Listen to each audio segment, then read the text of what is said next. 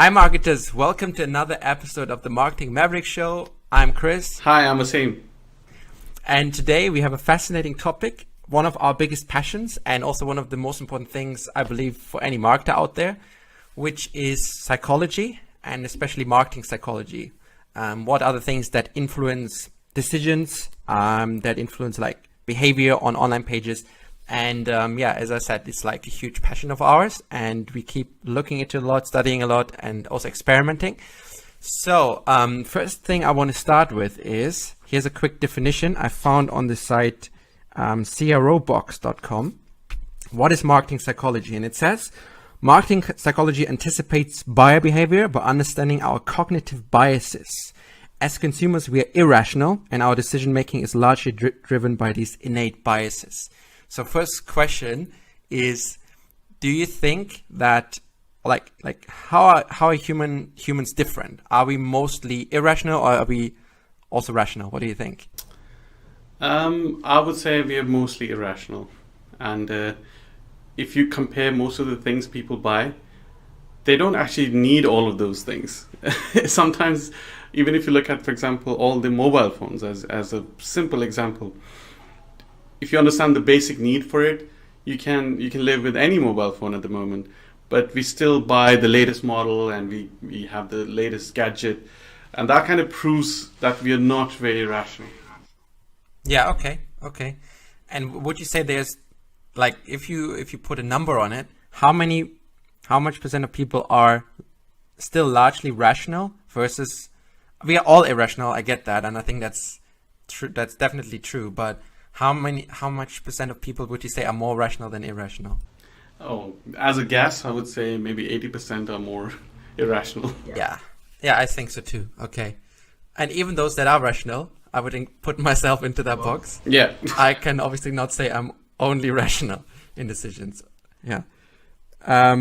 Okay, so that's kind of the number one thing to look at. Like, we're not really dealing with science here, we're dealing with people, and they think and act differently.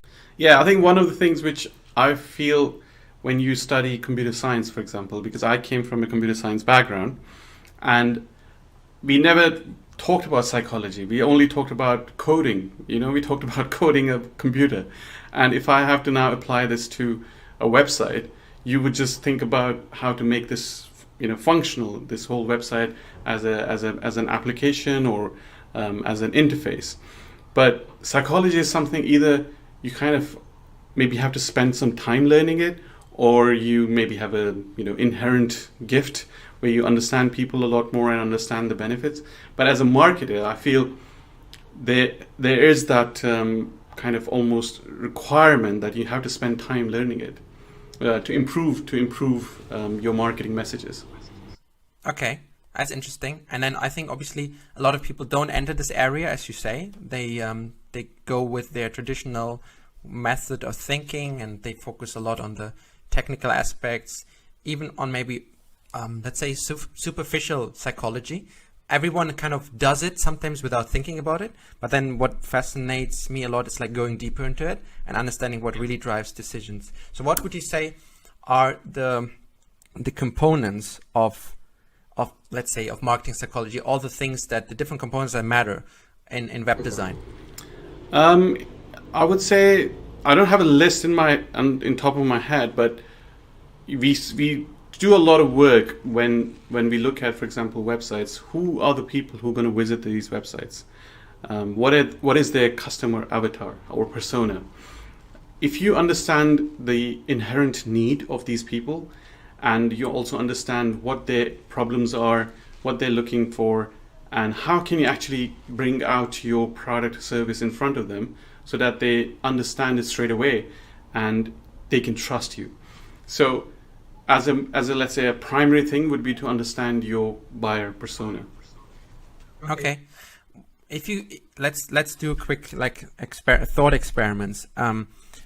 If obviously for those people that have maybe are listening in the first time, Wasim is like an expert in landing page design and worked on lots of different pages. So and you obviously use those different factors and building those pages. But if you, let's say, get a task of, let's say, building a new campaign page, and you could only use one tactic, like like this very simple short page, you could use one tactic to influence buying behavior, what would it be?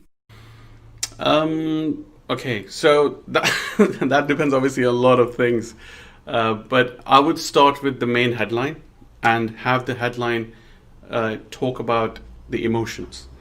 I would reflect a problem in the headline, so that if somebody has got a need and they understand that we can solve that by reflecting just the problem, we will capture their attention. Okay, yeah, that's a good point. Maybe I put you a bit on the spot here, because I have thought about this question beforehand. So my answer is a bit more prepared. Okay, yeah, tell me. So I thought the most impactful thing you could probably do on a page is basically showcase proof or like authority of people that have successfully worked with that brand. So if there's one thing that works, I believe it's like a third, how can I say, like a third party or third person's opinion. I'm giving a testimonial. I see that as almost like the best thing. Yeah, I think that's also a good approach, because people buy what other people buy. And you must have seen it, especially when even like in physical world where there's like, let's say, two stands selling almost the same product. And if more people queue up in one of the stands, then you automatically think, there's something better in this one, even though they probably are selling the same product. And it's just that people follow what other people follow. Yeah, it is true. Even like, if you remember the time when we were based here both in London, you came to meet up at this office here. Then we were going for lunch, and then on the street corner there are these different stands with people selling food, and we were always going to the one with the largest queue. Or we did that at the start, so we were also influenced by it. And then from then onwards, we were like a loyal customer, so we didn't even think of going to the other place. Yeah, and that also applies obviously online. If you see, we've also introduced one of the features called Lead Proof in Lead Gen, which shows the relevant people who've signed up, just to kind of create this aura where you show people are coming to the site, they are signing up, these are real people. Unfortunately, sometimes there's a gray line where marketers probably use weird techniques to show that. I've seen that, for example, in hotels.com or maybe booking.com, where it shows like, oh, this room is like 100 people are looking at this room, and it has been viewed like 3,000 times in the last half an hour. I don't know how real that is. Maybe, of course, that booking.com won't come up with a fake number, but who knows?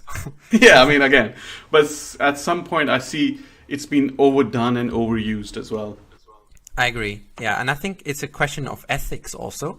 All the things we probably talk about today, they might work, but then you have to draw the line. Do you want to use them yourself? I believe if you show real proof, which is what we're doing in Lead Gen with those lead proof pop-ups, then this is an incredibly authentic thing, because all you're doing is reflecting what has happened. You're showing, okay, you got a lead coming into your lead form, and you basically show the next visitor, okay, let's say John from London, or let's say just someone from London or from wherever, Madrid, has just got my offer. Yeah, I agree. Yeah, and also it kind of extends to reviews as well. For example, when you get people, let's say, reviewing on Google reviews or Trustpilot, there's always that fine line between asking your actual customers to obviously fill out the review and people trying to fake it. And nowadays, we recently signed up for Clutch. Clutch is this almost like a niche review system for agencies, and they had a pretty interesting proposition, because what they do is they offer you 3 free reviews through their consultant. So, for example, their consultant actually calls your customer on the phone and interviews them for 15 minutes and gets their review. So if now as an agency, I feel that that's so cool, because that builds up so much realism into this whole thing, rather than the client, just asking the client to fill out a form. So there's a proper interview. So those things I think matter a lot. and influence decisions. Okay. Yes, I believe if you go with video testimonials, the authenticity is much more there, because you would see if a person is talking in a strange way. I think that the danger is those other reviews, Google reviews.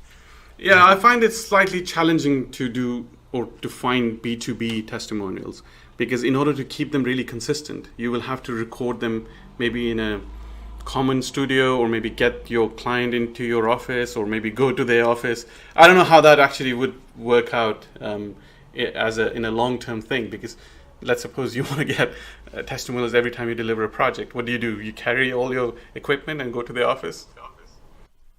So you say again, you say you want to carry, what do you want to carry? So for example, if I'm let's say a B2B enterprise, and I want to do testimonial videos with my clients, Yeah, okay.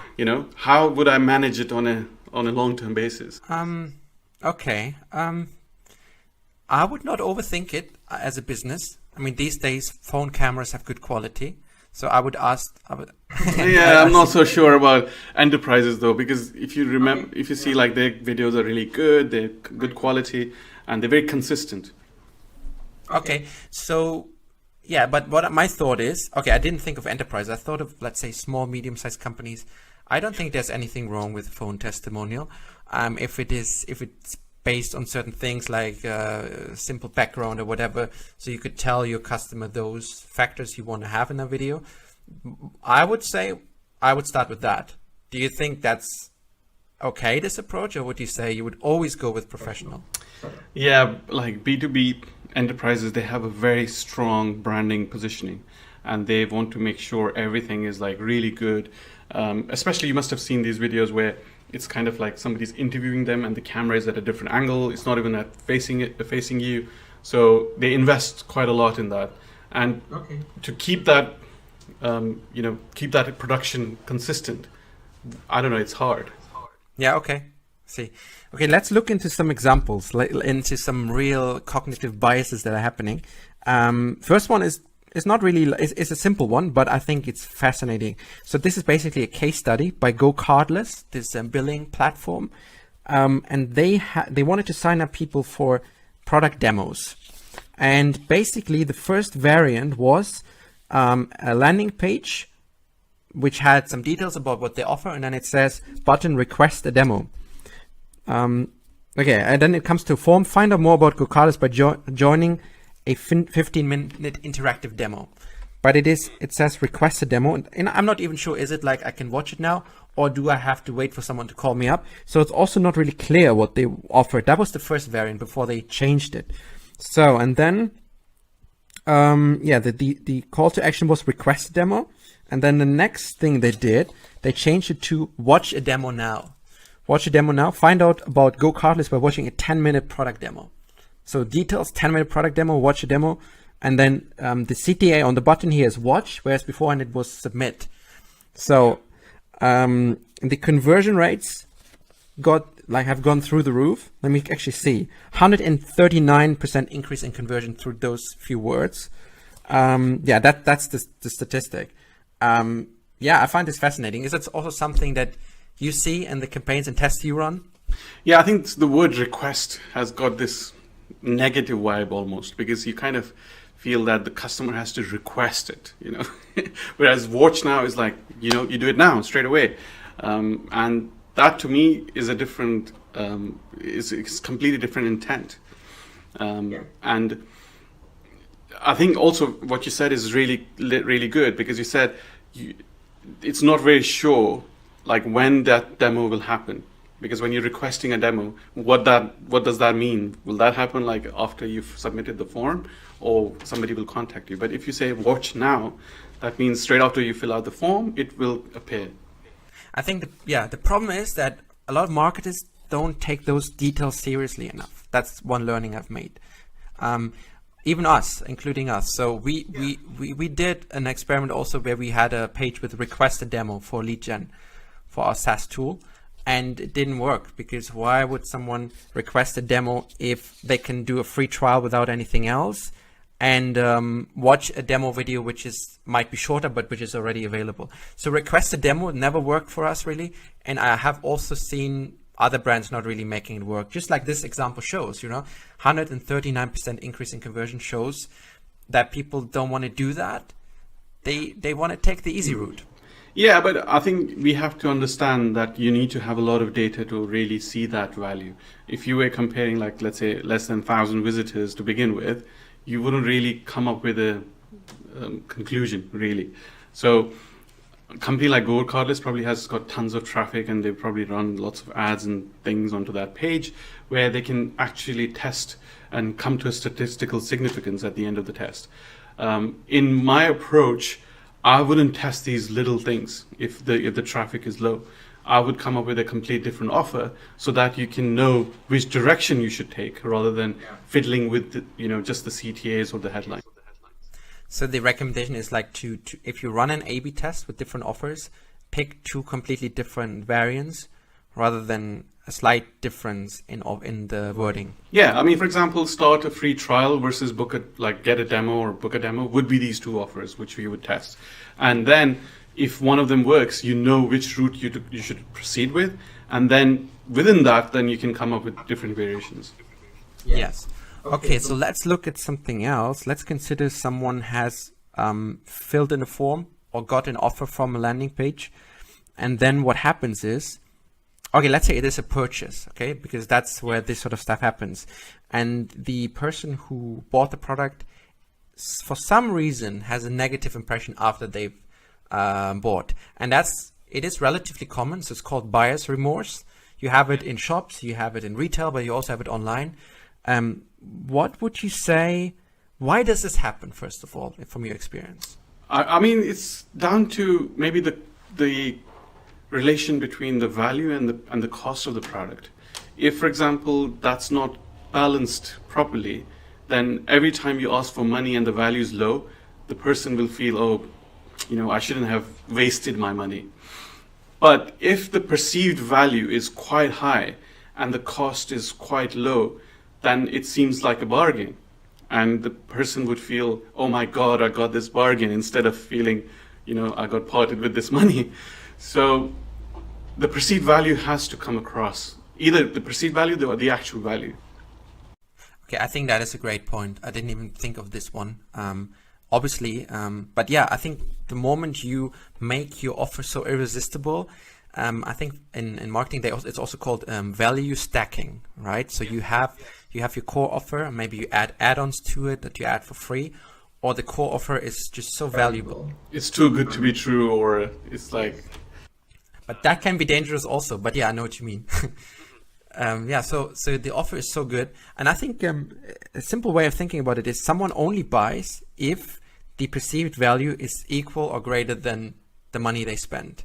Yeah. And I think the simple rule, and this is, I think, a fascinating or like very useful concept, the more you can increase this gap. Let's say someone is spending $100 and the perceived value, you bring it up to 500. Yeah. Then it's a bargain. And it works with any sort of numbers as long as this gap is big enough. I remember this example now. For example, if you go to a watch website, you want to buy a watch. Obviously, the purpose is just to show time. But then, if you go to a website which shows you the manufacturing process in slow motion, so they show you like handcrafted dials, and they show you how the battery is installed, or they've put diamonds in there in a very high quality video, slow motion, and straight away when you watch that video, your perceived value of the watch goes up quite a lot, because you automatically relate it with hard work and craftsmanship and other things. Whereas if that watch was literally on a cheap magazine, you wouldn't really care that much. So yeah, obviously the value is like hugely important. But then I think there's other factors that play into this as well, which is the salesperson you're dealing with. Let's say looking at physical sales, but even online sales. If the landing page is not persuasive enough, I think the keyword is certainty. The one thing that sells and that makes sure buyers stay with you is certainty. Like the message you send out has to be so strong, the conviction has to be so strong. And if that's the case, you don't really have to care too much about other factors. And that certainty obviously comes with experience, and it comes with know that you can deliver. And for sure, I know you have that in the work you do, because you have done it hundreds and hundreds of times. So why would you not have the certainty, and why would you not be able to show it, right? Yeah. I think that's a key factor. Correct. And I think when visitors come to the website or a landing page, they always look at keywords onto the page, whether you can deliver that promise, or whether this company is trustworthy. Can they actually solve my problem? So they're literally scanning the page rather than reading every paragraph. Okay, so I think another factor to look into, which is really fascinating, is what's called under promise and over deliver. So when you do that as a marketer, you kind of prepare yourself not to create any disappointment or even exceed expectations. So something that happened to me was I had the window of my car was smashed by someone. Not a great story, but yeah, it happened to me. Like I was working still in Germany, and then the car was on the parking lot. And when I came back to the parking lot, the car was gone. So I had, first of all, no idea what happened. But anyway, I had to repair the car, and they said to me, it will take us about 7 hours, and then we will call you. But please be ready and be there that you can pick up your phone in case it's faster or something goes wrong. So they were clear in terms of what I can expect. It was good. So that's, I think, what consumers and buyers always need, this certainty, or like this guarantee they're there, and they give you something to plan with. At least that's how I operate. I don't know if anyone needs that, but I do think it's useful. And then what happened was they called me up after 2 hours. And the car was ready. So I was like immediately amazed, because I had a long road trip to do from then onwards. And I got a good impression of them. Yeah, that's a good story. But also at the same time, I feel running an agency, you kind of want to achieve that. But at the same time, you can also burn yourself by thinking you have to over-deliver. And to consistently do that, it's hard. It's a challenge in itself. Yeah, but then if you do go the route of giving expectations which are reasonable, then you have a much higher chance of over-delivering versus giving the high expectations straight away. So it's actually safer to do it this way. And in this, I think actually what this car repair brand did was, I think they did it on purpose. And I think I've heard other stories from friends or people that I spoke to that had something similar. And I don't think that's bad. I think it's good, because they just deliver on their promise. And the same thing goes with landing pages. Yeah, I think people like these surprises. Even if I don't know when they've noticed, like if you go on a plane, at the end of maybe the aisles when you have to board the plane, they give you apples or oranges, and sometimes that feels such an amazing thing. Like you get an orange, as if you never had an orange or an apple. But that itself is something which is unexpected at that point. And yeah. Yeah, that's good. Surprises are a nice thing, yeah. So another cool thing is called anchoring, which is another tactic. And I wanted to show this one example. I got it from this book, and there's something I can recommend, which is called Thinking Fast and Slow by Daniel Kahneman, Nobel Prize winner. Really fascinating book on exactly that, cognitive biases.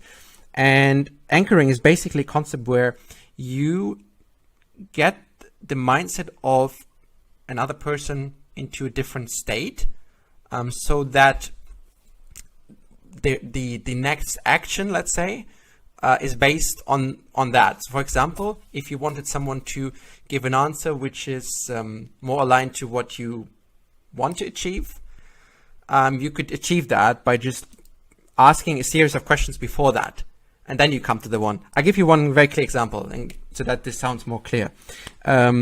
So they've run a test, and they asked 2 questions. Is the height of the tallest redwood more or less than 1,200 feet? And then they asked one test group 1,200 feet, and the other test group they asked 180 feet. And what happened, then the second question was, what is your best guess about the height of the tallest redwood? So, and then the first test group that heard the 1,200 number before answered much higher feet numbers than the second test group, just because they had a higher anchor before.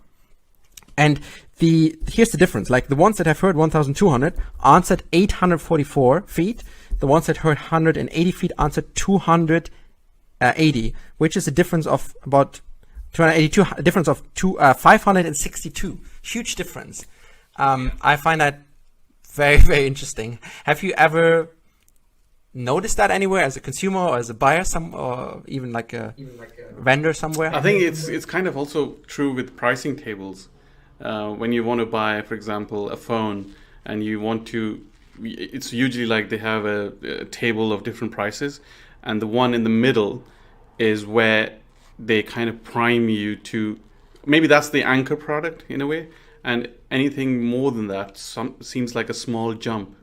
Whereas, if you look at that product on its own, that's very expensive. But the jump between the middle product and the top product is so little in a way that it doesn't feel like a huge cost. Okay, that's right. But then you can also go the other way. You could do like the highest pricing tier is so far off that your other ones seem like you have to. Yeah, exactly. It depends on like which of these packages do you really want them to buy. Yeah, exactly. Okay, there was another interesting example. Unfortunately, I haven't found the source of this experiment. With the first one I gave, with the redwood one, it's in this book, in Anchoring Effect.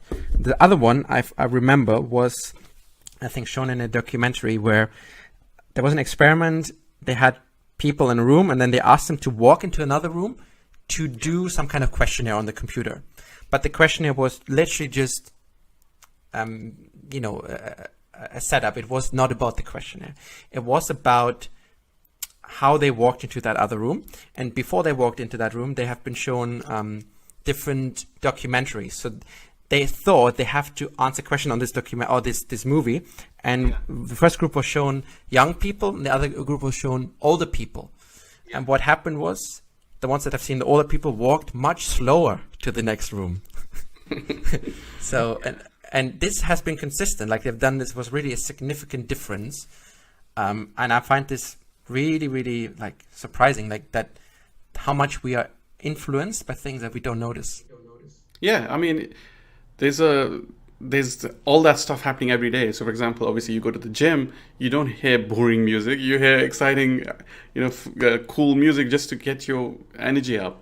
And at the same time, I feel sometimes it can go into the dark side as well. For example, on YouTube, if you follow something, then obviously the algorithm only shows you that. It will never show you something on the other side. So you will never have a second, almost like an opinion of.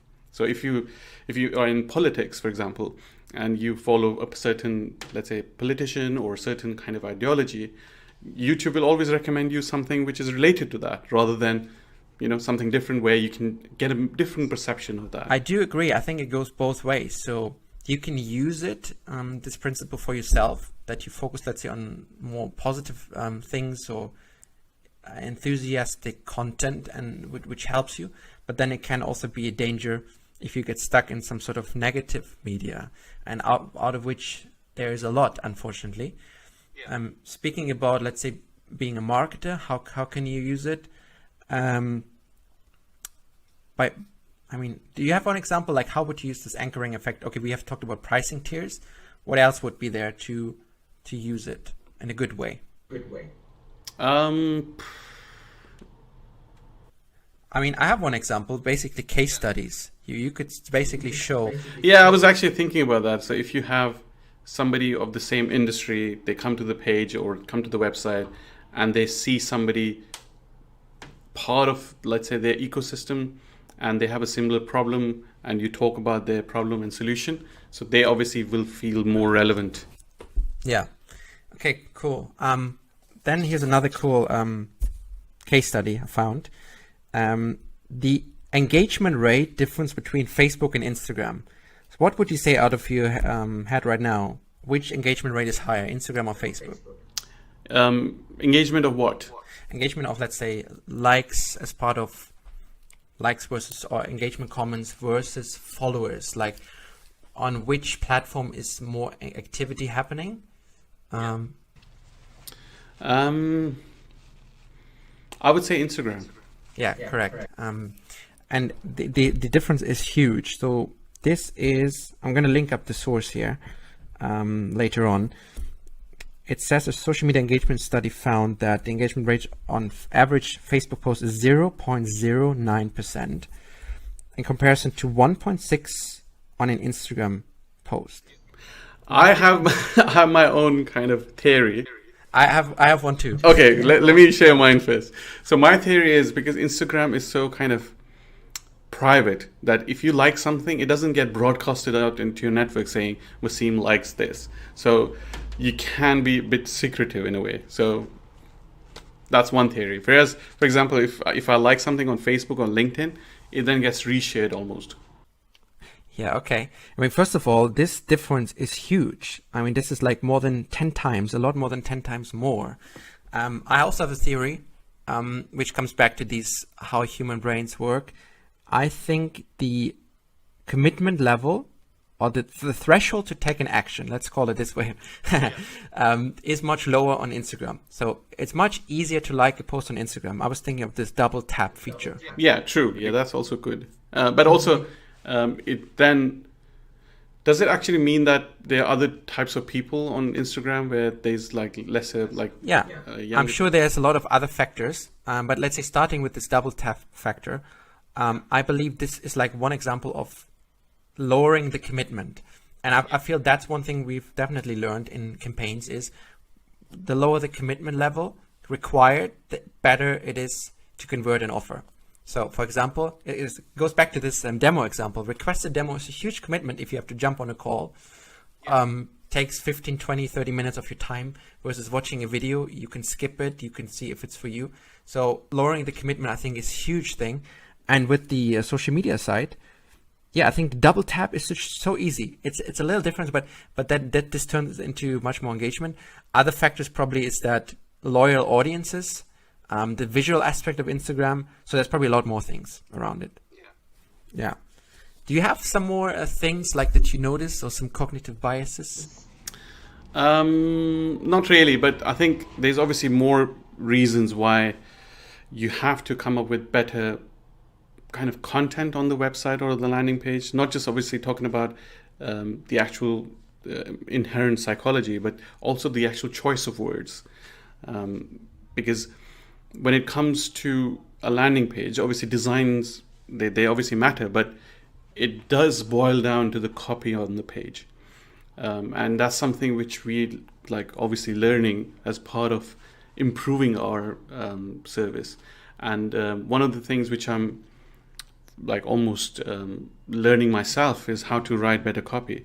And it kind of came back to me, although I wanted to learn it like quite a few years back, but recently I read this book, I think it was at the earlier of this year, which was Making Websites Win.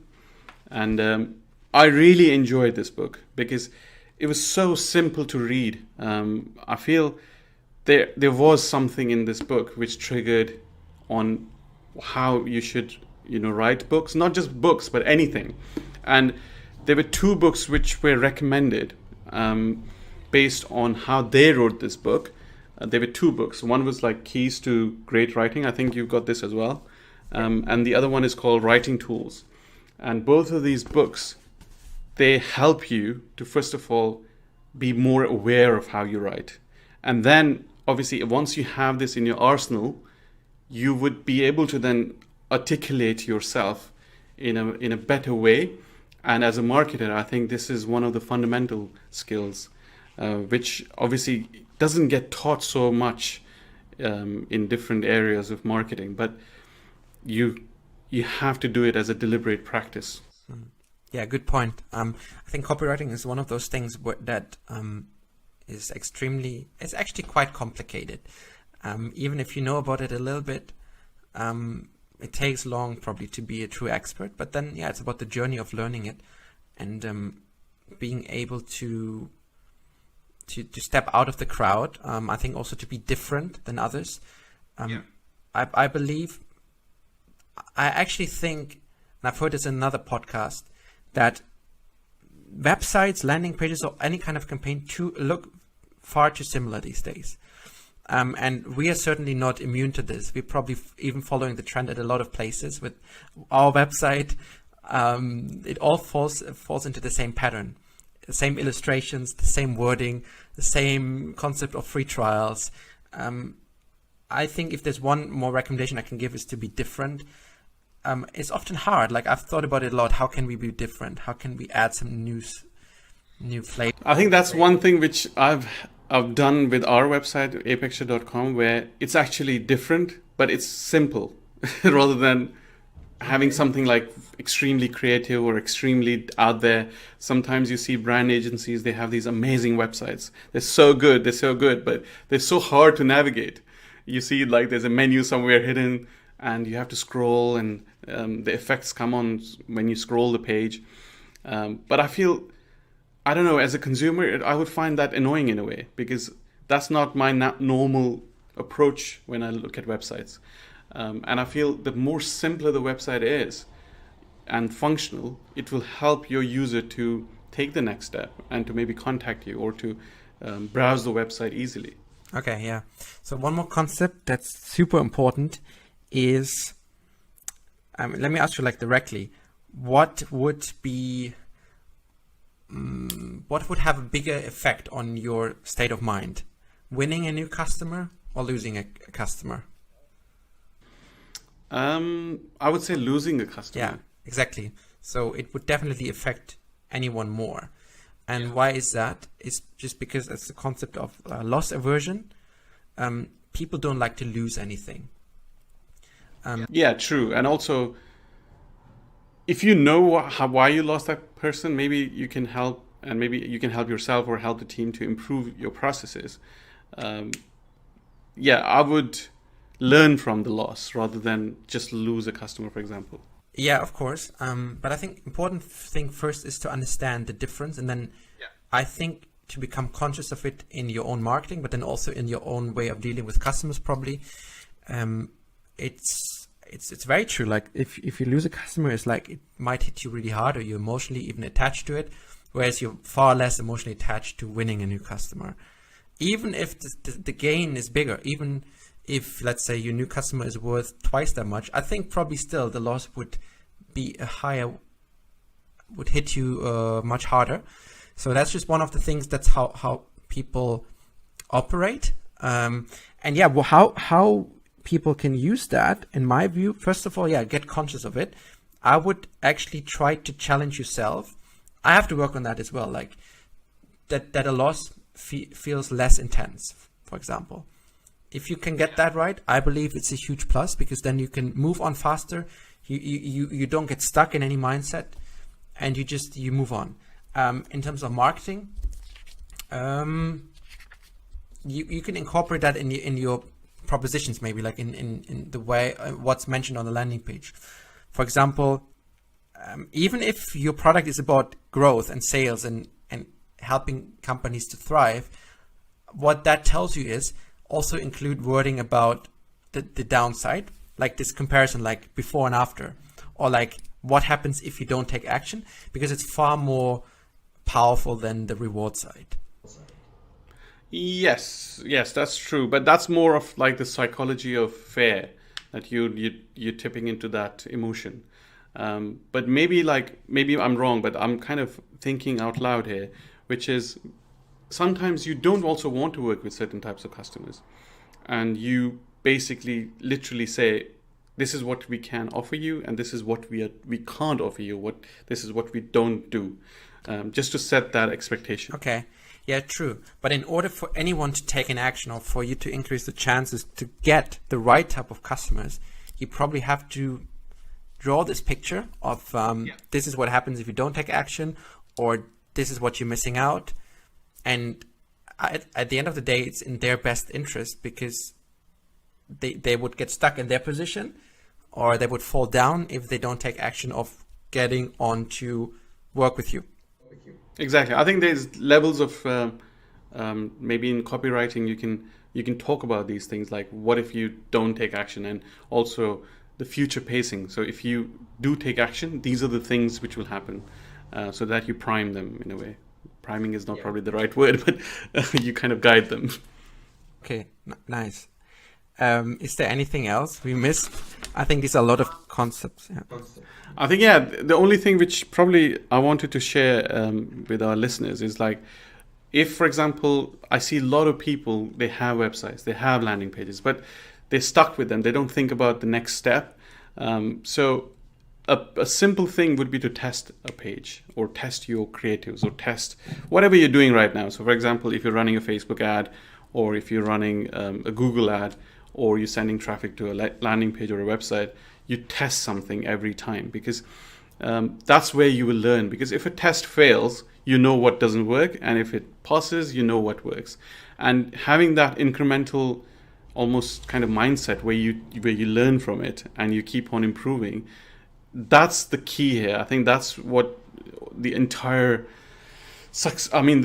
of the success depends on. Because although we can use all these principles and come up with different messaging and come up with all these psychological triggers, but at the end of the day, it's always different for every industry. It's always different for every product.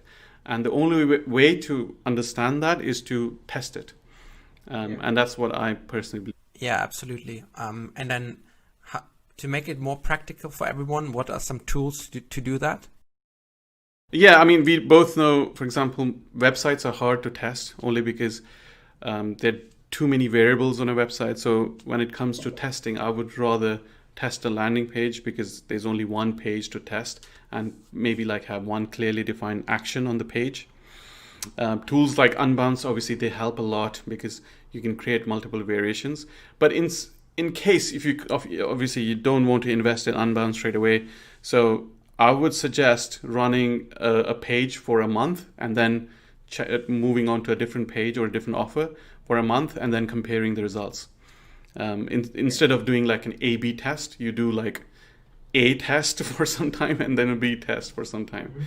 So just to kind of, if you have low traffic, because as a startup, if you're not investing in all ads or if you're not investing in different types of marketing, then that's probably the easiest and quickest way. Yeah, sure. So then one more thing I want to add is Google Optimize is a simple solution to optimize even website pages against each other, run an A/B test. Although there's some things that, we didn't have the greatest success with it because then it decreased our load time. But if you can make it work, it's a great tool. It allows you to do lots of things, and it's also a free one. And then we have to add also lead gen to build and test lead forms, because not only is the page important, but also then the inquiry channel.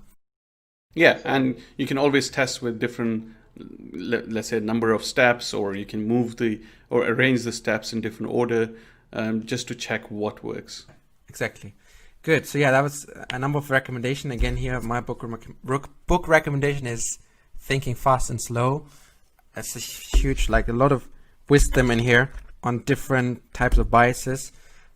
You have some as well. And mine is Making Websites Win. That's a very good one. Nice. Okay. Cool. Yeah. That was fun, and I hope you got a lot of value out of that. And yeah, let us know in the comments also what type of content you would be interested in. Make sure to subscribe. That would help us to see that there's good interest. We have an email list as well, just that you don't miss any content. We're going to link that up below. And yeah, see you next time. Bye. Take care. Thanks for watching this video. If you've enjoyed the content, there's a lot more coming up, so please subscribe below.